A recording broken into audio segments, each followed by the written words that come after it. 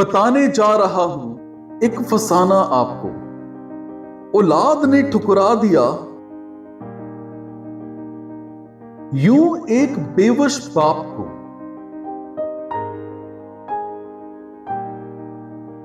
एक निर्धन व्यक्ति था, कम पढ़ा था दोस्तों, फिर भी बहुत विद्वान था। रात दिन काम करके पढ़ाता था वो औलाद को।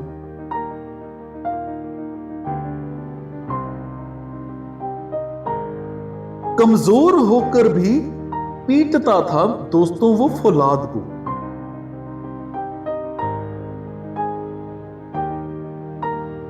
एक एक रुपया जोड़ता था,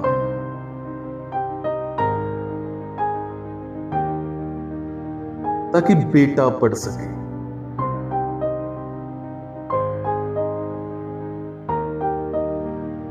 बदलाव के इस दौर में वो भी आगे बढ़ सके। वक्त गुजरता गया और बेटा ग्रेजुएट हो गया। उंगली पकड़कर जो चला था वो बेटा घातक हो गया।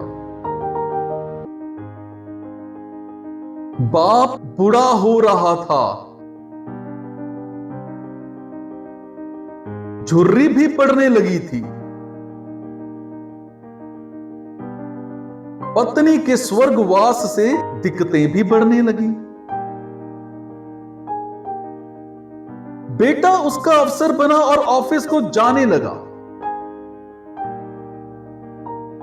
बेटे की दिक्कत की खातिर पिता भोजन बनाने लगा। पूंजी जो भी पास थी वो उसकी नौकरी को झोंक दी। खर्च की जिम्मेदारी अब बेटे को उसने सौंप दी। पीने लगा शराब बेटा और धन को उड़ाने लगा। बूढ़े बाप की दिक्कतें बढ़ने लगी। सोचा पिता ने शादी कर दूं तो ये सुधर जाएगा। बीवी जो घर में आएगी तो फिर किधर ये जाएगा। हो गया विवाह उसका तो वो और इतराने लगा। एक एक टके को दोस्तों वो लाचार अब रहने लगा। वक्त बीता दोस्तों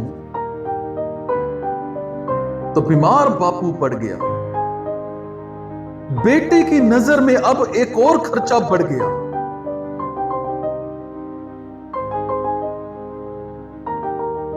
सरकारी अफसर का पिता पड़ा था सरकारी अस्पताल में। कोई दिलचस्पी नहीं थी उसको पिता के हाल में। रोता रहा मजलूम बापू, कुछ ना उससे कह सका। और जालिम बेटा उसका न साथ उसके रह सका। था दिसंबर और ठंड रात थी। बापू पड़ा था रोड पर और फटी कंबल उसके पास थी। औलाद को काबिल बनाया तो निर्मम कैसे हो गई।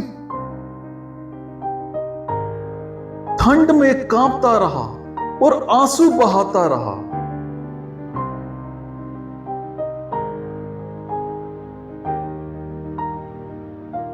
न जाने कैसे प्राण निकले और वो जाता रहा। लाश लावारिस पड़ी थी उस बूढ़े इंसान की। कोई कीमत समझी नहीं उसके बेटे ने उसकी जान की। अगर यही संतान है तो किसी के ना संतान हो।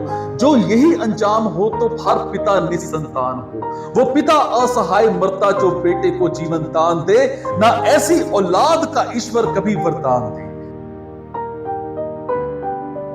मेरी आंखें नम है अब मैं और नहीं बोल पाऊंगा। मेरा है सौभाग्य कि मैं हूं अपने पिता के साथ में।